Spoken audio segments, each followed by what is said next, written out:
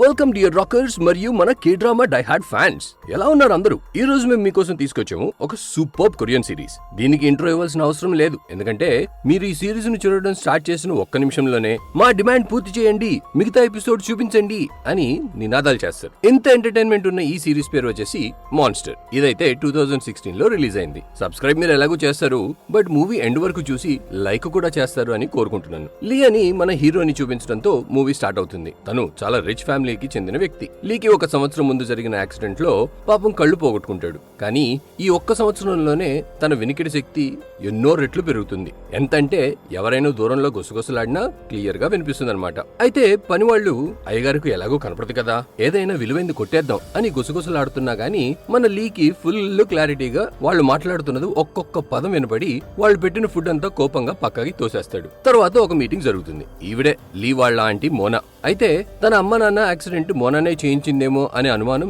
లీకి ఎప్పుడు మనసులో ఉంటుంది. లీ మోనాతో పని వాళ్ళని పని నుండి తీసేయమని చెప్పగా అందుకు మోనా ప్రతి వారం ఎంతమంది నన్ను పనిలోంచి తీసేస్తావు అని అడుగుతుంది. అందుకు లీ నాకిష్టం లేదు అంటే నేను ఎవరినైనా పనిలో నుంచి తీసేస్తాను, సింపుల్ అని చెప్పేసి అక్కడి నుండి వెళ్ళిపోతాడు. అయితే లీ తన లాయర్ షాన్ ని తప్ప వేరే ఎవ్వరిని నమ్మడు. కార్లో వెళ్తూ లీ తన లాయర్ తో కొన్ని రోజుల తర్వాత నా బర్త్డే, నాకు 20 years వస్తాయి, అప్పుడు నన్ను ఎవరు మోసం చేయలేరు కదా, కానీ నాకు మోనా పైన ఇంకో డౌట్ ఉంది. నా ప్రాపర్టీ లాగేసుకోవాలని అన్ని విధాలుగా ట్రై చేస్తుంది, మీరు తన పైన ఒక కన్ను వేసి ఉంచండి అని చెప్తాడు. ఇది విని షాన్ సరే అంటాడు. ఇప్పుడు ఒక సంవత్సరం ముందు ఆ యాక్సిడెంట్ ఎలా జరిగిందో చూద్దాం.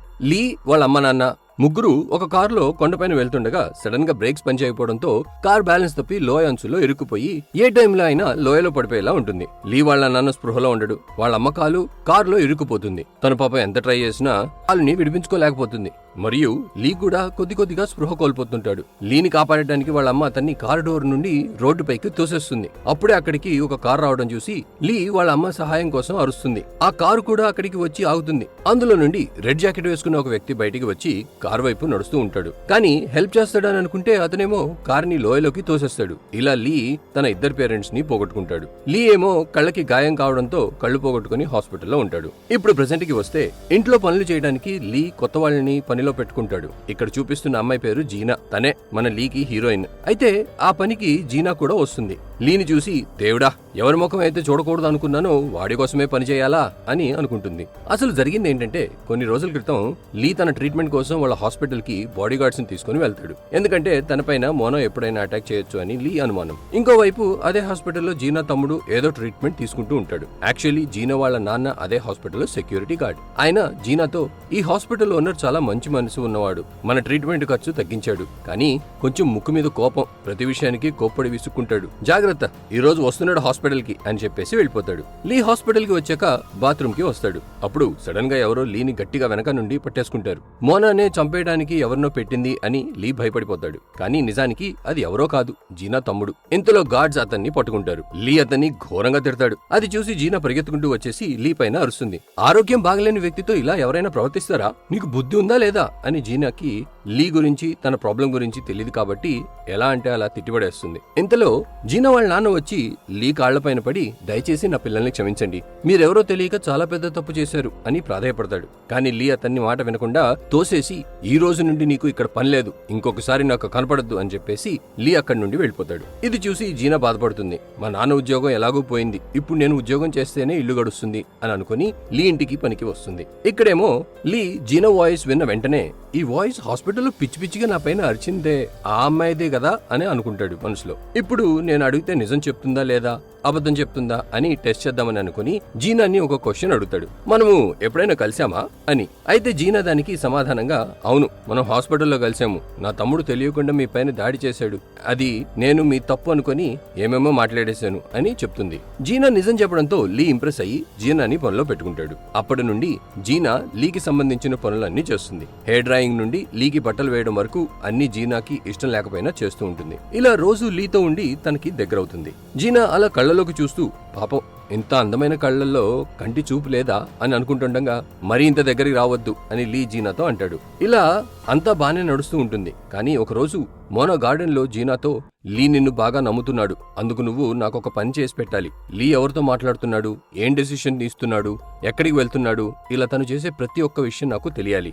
నేను చెప్పినట్టు చేస్తే మీ నాన్న జాబ్ మళ్ళీ ఇప్పిస్తాను, అండ్ మీ తమ్ముడి హాస్పిటల్ బిల్స్ కూడా నేనే కడతాను అని మోనా జీనాతో చెప్తుండగా లీ తన రూమ్ లో నుండి వింటాడు. ఎందుకంటే ఇంతకు ముందే చెప్పినట్టు లీ చెవులు చాలా షార్ప్. తరువాత జీనా పైకి వచ్చాక లీ, నేను నిన్ను జాబ్ నుండి తీసేశాను, నువ్వు వెళ్ళిపోవచ్చు అని అనడంతో జీనా, జాబ్ నుండి తీసేస్తావా, నేనేం తప్పు చేశాను అని అడుగుతుంది. అప్పుడు లీ, నువ్వు మోనాతో మాట్లాడటం నేను విన్నాను, నువ్వు తనతో కలిశావు అని అనగా జీనాకి కోపం వస్తుంది. ఫస్ట్ ఏమో నువ్వు మా నాన్న తప్పు లేకున్నా కూడా జాబ్ నుండి తీసేసావు, ఇప్పుడు కూడా ఏమి ఆలోచించకుండానే నన్ను కూడా పనిలో నుంచి తీసేస్తున్నావు. కోపంలో తీసుకునే నీ డెసిషన్ వల్ల ఎంత మంది జీవితాలు నాశనం అవుతున్నాయో తెలుసా? ఇంత గర్వం మంచిది కాదు. నీకు కళ్ళు లేకపోవడం వల్ల జీవితం బాధగా ఉందని అనుకుంటున్నావా? కాదు, చెప్పాలంటే నీ యాటిట్యూడే అలాంటిది. నువ్వు చాలా సెల్ఫిష్, నీ గురించి తప్ప నువ్వు ఎవరిని పట్టించుకోవు. ఇలానే ప్రతి ఒక్కరిపైన అనుమానం పడితే జీవితంలో ఒక్కడవే మిగిలిపోతావు, ఎవ్వరు నీకు సపోర్ట్ చేయరు అనేసి జీనా పిల్ల విసిరేసి కోపంగా వెళ్ళిపోతుంది. లీ కూడా కోపంలో రగిలిపోతాడు. నెక్స్ట్ డే ఉదయాన్నే మోనా అసిస్టెంట్ లీకి కాల్ చేసి, మీకు తెలియకుండానే మీ హాస్పిటల్ ని అమ్మేస్తున్నారు, ప్లీజ్ త్వరగా ఇక్కడికి రండి అని చెప్పగా ఇది విని లీ షాక్ లో షాన్ కి కాల్ చేసి, నేను ఇప్పుడే హాస్పిటల్ వెళ్ళాలి, కార్ రెడీ చేయమంటాడు. ఇది విని షాన్ ఓకే అని చెప్పేసి కాల్ కట్ చేస్తాడు. కానీ షాన్ లీ గార్డ్స్ కి కాల్ చేసి, లీ ఇంటి నుండి అడుగు బయట పెట్టకుండా చూసుకోండి అని చెప్తాడు. గార్డ్స్ వెంటనే లీని తన రూమ్ లో పెట్టి లాక్ చేస్తారు. అప్పుడు లీకి అర్థమవుతుంది షాన్ కూడా మోనాతో చేయి కలిపాడు అని. అయితే లీ మాత్రం ఎలాంటి పరిస్థితుల్లో అయినా మీటింగ్ లో జరిగే సేల్ ని ఆపాలి అని రూమ్ లో సిజర్స్ తీసుకుని అక్కడ ఉన్న కర్టెన్స్ ని కట్ చేసి పెద్ద తాడులా చేసి విండో నుండి కిందకు వచ్చేసి ఎలాగో రోడ్డుకి చేరుకుంటాడు. రోడ్డులో నుంచి అందరినీ లిఫ్ట్ అడుగుతాడు లీ. అప్పుడే సడన్ గా జీనా అదే దారిలో వెళ్తూ స్కూటీ ఆపి, ఇక్కడ నిలబడితే లాభం లేదు, ఒక్క టాక్సీ కూడా రాదు అని చెప్తుంది. జీనా వాయిస్ ని కనిపెట్టిన లీ, నీ హెల్ప్ నాకేం అవసరం లేదు, వెళ్ళు అని విసుక్కుంటాడు. జీనా, నీ కర్మ అని వెళ్ళిపోతుంది. లాభం లేక లీ ఫుట్పాత్ నుండి కిందకి అడుగు పెట్టడంతో ఒక కార్ కింద జస్ట్ మిస్ అయి పడిపోతాడు. ఇది చూసి పాపం అనుకుని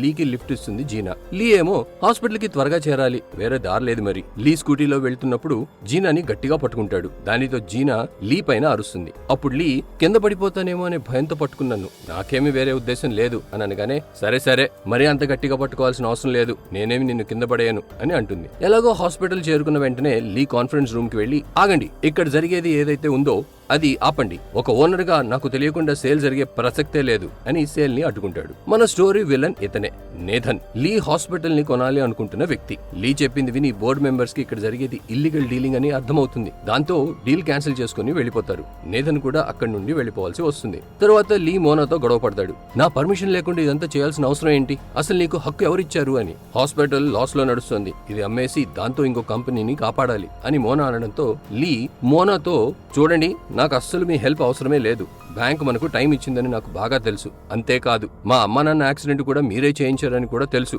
అని కోపంగా చెప్తాడు. ఇది విని మోనా షాక్ అయి, నేనెందుకు నా సొంత అక్కబావని చంపుతాను అని అనడంతో లీ, అలాగైతే మా అమ్మ చనిపోయే ముందు మోనా మోనా అని ఎందుకు అరిచింది, అదే కాకుండా షాన్ కూడా మీ మనిషే, మీరు చెప్పినందుకే నన్ను రూమ్ లో లాక్ చేయించాడు అని చెప్పేసి అక్కడి నుండి జీనాతో వెళ్ళిపోతాడు. మోనాకి అసలు లీ ఏం మాట్లాడుతున్నాడో అర్థమే కాదు. అంటే యాక్సిడెంట్ మోనాకి సంబంధం లేదని అయితే అర్థమవుతుంది మనకి. మోనా షాన్ కి నేను చెప్పలేదు కదా అని అనుకుంటున్నప్పుడు గుర్తుకు వస్తుంది తన హస్బెండ్ జేజే గురించి. జేజే అండ్ షాన్ ఒకే కాలేజ్ లో కలిసి చదువుకున్నారు, వాళ్ళిద్దరు ఫ్రెండ్స్ అని. మోనాకి జేజే, షాన్ మరియు నేథన్ ఈ ముగ్గురు కలిశారు అని అనుమానం వస్తుంది. చెక్ చేయడానికి జేజేని కొలుద్దామని వెళ్తుంది. నేథన్తో జేజే కాల్లో మాట్లాడుతున్నది వింటుంది. నేథన్ జేజేతో, నువ్వు లాస్ట్ ఇయర్ చేసిన సగం పని వల్ల మన ప్లాన్ అంతా చెడిపోయింది, నువ్వు త్వరగా ఆ లీని ఫినిష్ చెయ్యి అని చెప్పడం మోనా విని, నువ్వు ఇంత దిగజారుదావు అని అనుకోలేదు జేజే అంటుంది. ఇదంతా మన కోసమే చేస్తున్నా మోనా, అయినా నువ్వేం నాకంటే తక్కువ కూడా కాదు, నువ్వు డాక్టర్ తో అబద్ధం చెప్పించావు కదా, లీకి మళ్ళీ కంటి చూపు రాదు అని, నేను తప్పు చేస్తున్నా అంటే నువ్వు చేసిందేంటి అని జేజే మోనానే తిరిగి అడుగుతాడు. So friends, flash back accident లో చూపించిన ఆ రెడ్ జాకెట్ వేసుకుంది జేజే అని అర్థమవుతుంది. జేజేకి ఎందుకు లీ పేరెంట్స్ ని చంపాల్సిన అవసరం వచ్చింది అంటే, ఒక రోజు జేజేకి పార్సల్ వస్తుంది, అందులో కొన్ని ఫొటోస్ ఉంటాయి. అవైతే జేజేకి వేరే అమ్మాయితో అఫైర్ ఉండటం చాలా క్లియర్ గా చూపిస్తుంటాయి. నిజానికి ఫొటోస్ ని నేథన్ పంపిస్తాడు. నేథన్ జేజేని ఇలా బెదిరిస్తాడు, నీకు అఫైర్ ఉన్నది ఒక మామూలు అమ్మాయితో కాదు. ఆ అమ్మాయి వాళ్ళ నాన్న చాలా పరువు ప్రతిష్టలు ఉన్న వ్యక్తి. నేను నీ అఫైర్ విషయం కానీ ఆయనకి ప్రూఫ్స్ తో పంపించాను అంటే నువ్వు బ్రతికే ఉంటావు అన్న నమ్మకం నాకైతే లేదు. సో నువ్వు బ్రతకాలి అంటే లీ పేరెంట్స్ ని యాక్సిడెంట్ చేయించి చంపాలి. అప్పుడు ప్రాపర్టీ అంతా నీది. ఎందుకంటే లీకి ఇంకా 20 ఏళ్లు రాలేదు కాబట్టి. ఆ తర్వాత నువ్వు నాకు ప్రాపర్టీలో ఒక పెద్ద భాగం ఇచ్చేసే, ఏమంటావు అని అంటాడు. ఇదంతా విని జేజే ఆ రోజు కార్ బ్రేక్స్ డ్యామేజ్ చేస్తాడు. అంతేకాకుండా వాళ్ళు చివరి క్షణంలో ప్రాణాలతో విలవిలలాడుతున్నప్పుడు కార్ని కూడా లోయలో తోసేస్తాడు. మరి ఇప్పుడు మోనాకి జేజే పైన అనుమానం రావడంతో మోనా తన అసిస్టెంట్ తో జేజేని ఫాలో చేయమని చెప్తుంది. జేజే అఫైర్ ఉన్న అమ్మాయి ఇంటికి వస్తాడు. ఫాలో అవుతున్న అసిస్టెంట్ ఫొటోస్ తీసి మోనాకి చూపిస్తుంది. మోనా తన హస్బెండ్ ని రెడ్ హ్యాండెడ్ గా పట్టుకుందామని వెళ్తుంది. ఇదిలా ఉంటే మరోవైపు జీనా లీని ఇంటికి తీసుకొస్తుంది. జీనా మీద లీకి నమ్మకం ఏర్పడుతుంది. చూడు జీనా, నేను ఇప్పటి వరకు చేసిన దానికి సారీ చెప్తున్నాను. నువ్వు రేపటి నుండి పనికి రా అని రిక్వెస్ట్ చేస్తాడు లీ. నేను నీకు హెల్ప్ చేసింది జాబ్ కోసం ఏమీ కాదు అంటుంది జీనా. ఇది విని లీ, నీ శాలరీని 2 లేదు 3 చేస్తా అంటాడు. అప్పుడు జీనా దగ్గరికి వచ్చి చెప్తుంది, ఈ రోజు నుండి నేను నిన్ను ఎప్పటికీ కలవను, గుడ్ బై అని చెప్పేసి వెళ్ళిపోతుంది. రోజులు గడిచినా లీకి జీనా గుర్తుకు వస్తూ ఉంటుంది. సో లీ జీనాకి కాల్ చేస్తాడు. జీనా అప్పుడు ఒక ఫుడ్ అవుట్లెట్ లో పనిచేస్తూ ఉంటుంది. లీ కాల్ చేయడం చూసి జీనా ఫోన్ బ్యాటరీ పీకేస్తుంది. లీ ఒక స్టాఫ్ తో జీనా వాళ్ళ నాన్నని మళ్ళీ పనిలో జాయిన్ చేసుకోండి, వాళ్ళ తమ్ముడికి ఫ్రీగా ట్రీట్మెంట్ ఇవ్వండి అని చెప్తాడు. ఇదంతా చేస్తే జీనా కోపం తగ్గి మళ్ళీ పనికి వస్తుందన్నది లీ ఆలోచన. మరి ఇంకోవైపు మోనా జేజే అఫైర్ ఉన్న అమ్మాయి ఇంటికి వస్తుంది. బయట జేజే షూస్ చూసి డోర్ దగ్గరే ఉండి లోపల వాళ్ళు మాట్లాడుకున్నది వింటుంది. అక్కడ జేజేతో అఫైర్ ఉన్న అమ్మాయి ఇలా అడుగుతుంది, నువ్వు మోనాకి డైవర్స్ ఎప్పుడిస్తావు అని అడగడంతో మోనా లోపలికి వెళ్తుంది. నిజానికి ఆ అమ్మాయి ఎవరో కాదు, మోనా బెస్ట్ ఫ్రెండ్. ఇది చూసి వావ్, నా బెస్ట్ ఫ్రెండ్ అయ్యుండి కూడా నా సంసారానికే మంటలు పెడుతున్నావా అని తన జుట్టు పట్టుకుని లాగుతుంది. జేజే మాత్రం పిల్లిలా భయపడుతూ ఉంటాడు. మోనా జేజే చెంప పైన లాగిపెట్టి కొట్టి, నేను ప్రెస్ కాన్ఫరెన్స్ పెట్టి అందరి ముందు నీ పరువు తీసి పోలీస్ కేసు కూడా ఫైల్ చేస్తాను అని వార్నింగ్ ఇచ్చి వెళ్లిపోతుండగా జేజే తనని పట్టుకుని మెట్లపైన నుండి తోసేస్తాడు. మోనా తలకి దెబ్బ తగలడంతో స్పాట్ లో చనిపోతుంది. ఇప్పుడు అక్కడ ఉన్న ఇద్దరు మనం జైలుకి వెళ్ళాలి అని భయపడిపోతారు. దాంతో జేజే నిజస్వరూపం బయటపడుతుంది. ఎన్నో కేసులు ఉన్న ఒక క్రిమినల్ కి జేజే కాల్ చేసి, బాగా విను, నీకు నేను $2 మిలియన్ ఇస్తాను, నా వైఫ్ శవాన్ని మాయం చేసేయ్ అని చెప్తాడు. ఇంకొక విషయం, లీ ల్యాబ్ లో ఒక వైరస్ ఉంది, దాన్ని ఎలాగైనా లీకి ఇంజెక్ట్ చేయి, తరువాత నువ్వు పోలీస్ దగ్గర సరెండర్ అయిపో. లీ చెప్పడంతో మోనాని చంపావని చెప్పు, దీంతో లీ పైన కేసు పడుతుంది, దాంతో పాటు ఎలాగూ వైరస్ వల్ల చనిపోతాడు కొన్ని రోజుల్లో. ఇదంతా చేస్తే నువ్వు $2 మిలియన్ వస్తాయి, మరియు నిన్ను బెయిల్లో బయటికి తీసుకొస్తాను. ఒక క్రిమినల్ కి ఇంతకంటే ఏం కావాలి అని జేజే ఆ క్రిమినల్ తో చెప్తాడు. ఇదంతా ఇలా ఉండగా లీ అనుకున్నట్టు జీనా కోపం తగ్గి మళ్లీ పనికి వస్తుంది. లీ చాలా సంతోషంగా ఉంటాడు. లీకి అప్పుడే క్రిమినల్ కాల్ చేసి, నీ పేరెంట్స్ ని చంపింది ఎవరో నాకు తెలుసు, నీకు తెలియాలి అంటే హాస్పిటల్లో ఉన్న ల్యాబ్ కి వచ్చేయ్ అని కాల్ కట్ చేస్తాడు. లీకి చాలా కోపం వస్తుంది. ఎందుకంటే ఇన్ని రోజులు మోనా యాక్సిడెంట్ చేయించింది అనుకుంటున్నా లీకి ఏం జరుగుతుందో అర్థం కాలేదు. అయితే లీ జీనాతో పాటు ల్యాబ్ కి వెళ్తాడు. ఇక్కడ చూస్తే ల్యాబ్ లో లీ ఎంటర్ అవుతూనే వైరస్ గ్యాస్ రూపంలో స్ప్రెడ్ అయ్యేలా క్రిమినల్ సెట్ చేస్తాడు. లీ అండ్ జీనా ల్యాబ్ లో ఎంటర్ అవుతూనే డోర్ లాక్ చేసి రిమోట్ ద్వారా వైరస్ ని స్ప్రెడ్ చేస్తాడు. దీనివల్ల ఇద్దరికి ఊపిరాడదు. లీకి ఎవరో వైరస్ ని స్ప్రెడ్ చేశారు అని అయితే అర్థమవుతుంది. హాస్పిటల్ తనదే కాబట్టి వైరస్ గురించి లీకి బాగా తెలుసు. జరిగింది ఏంటంటే, కొన్ని సంవత్సరాల క్రితం ఇక్కడ ఒక రీసెర్చ్ డాక్టర్ ఉండేవారు. ఆవిడ ఒక మ్యూటెంట్ వైరస్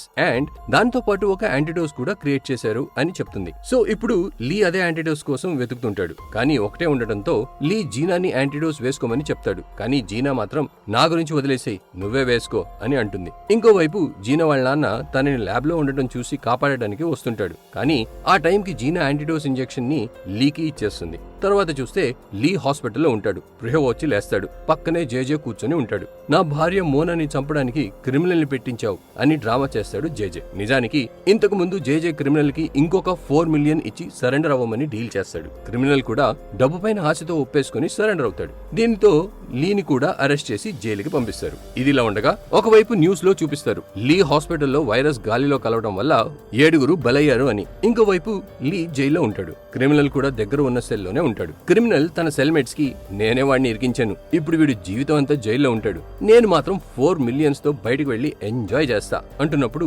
లీ చెవులు చాలా షార్ప్ కదా, మరి అంతా వినేస్తాడు. సో క్రిమినల్ అదే జైల్లో ఉన్నాడు అనే విషయం లీకి అయితే అర్థమైపోతుంది. ఇలా ఉండగా క్రిమినల్ సెల్ కి ఒక కొత్త కుర్రాడు వస్తాడు. పాపం క్రిమినల్ వాడిని రోజు టార్చర్ పెడుతుంటాడు. ఒక రోజు జేజే క్రిమినల్ ని కలవడానికి వచ్చి ఇంకో ఆఫర్ ఇస్తాడు.